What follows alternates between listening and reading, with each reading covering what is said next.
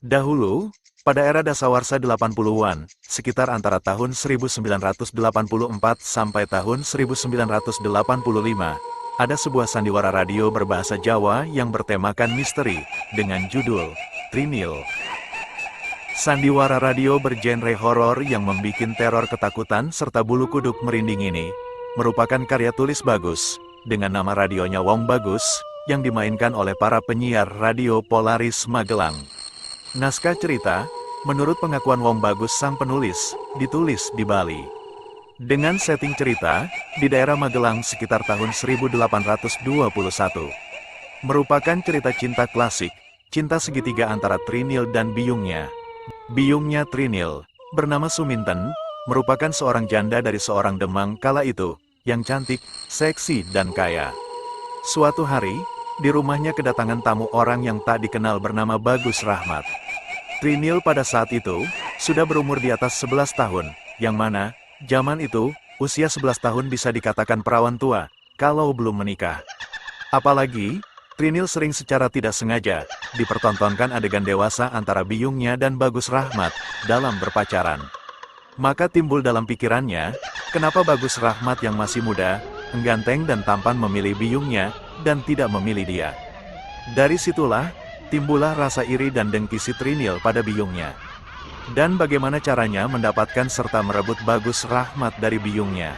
Sampai akhirnya, terjadilah konflik yang rumit, dan berkepanjangan antara keduanya, karena sama-sama tidak mau mengalah. Sampai pada suatu ketika, Trinil memergoki Bagus Rahmat keluar dari kamar biyungnya dan diketahui oleh Trinil. Disitulah, Trinil mengeluarkan unek-uneknya, sampai keluar kata-kata dari mulutnya.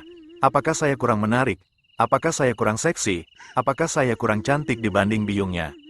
Dan di hadapan Bagus Rahmat tersebut, Trinil yang sudah mabuk kepayang itu, menyobek bajunya dan memperlihatkan tubuhnya, bahwa tubuhnya jauh lebih bagus dibanding biyungnya. Bahkan untuk adegan penyobekan baju itu, penulis pernah dipanggil ke kejaksaan, karena dianggapnya terlalu vulgar dan saru. Walaupun cuma adegan berupa audio atau voice dan bukan visualisasi. Namun menurut pihak kejaksaan, justru voice lebih tajam dibanding visualisasinya, karena pendengar radio kala itu, imajinasi dan bayangannya luas, tidak terkontrol, dan bisa kemana-mana. Hari demi hari, hati Trinil yang merasa panas, iri, dan cemburu terhadap biyungnya, merencanakan untuk membunuh biyungnya pada saat yang tepat. Cara membunuh biyungnya sendiri, Trinil berlaku sangat sadis dan kejam, yakni membunuhnya saat biyungnya sedang tidur, dengan cara memotong leher ibunya dan memutilasi menjadi dua bagian. Bagian kepala, dia buang ke sungai, sedangkan gembung atau badannya, dia tanam di bawah tempat tidur. Trinil gelap mata, dia beranggapan, biyungnya merupakan penghalang untuk bersanding dengan Bagus Rahmat. Terlepas dari cerita sandiwara radio itu, kondisi psikologis pendengar pada saat itu, benar-benar seperti diteror kengerian dan ketakutan, lebih-lebih, yang masih kalangan anak-anak. Betapa tidak, setiap pemutaran sandiwara radio ini, sebagian besar stasiun radio mengudara menjelang malam hari, yang mana, pada era 80-an itu, suasana kampung masih cenderung sepi dan gelap. Mereka lebih memilih mendengarkannya di dalam rumah secara beramai-ramai. Kalaupun ada yang di luar rumah, mereka memilih mendengarkan secara bergerombol, saling berdekatan, terkadang saling berpegangan.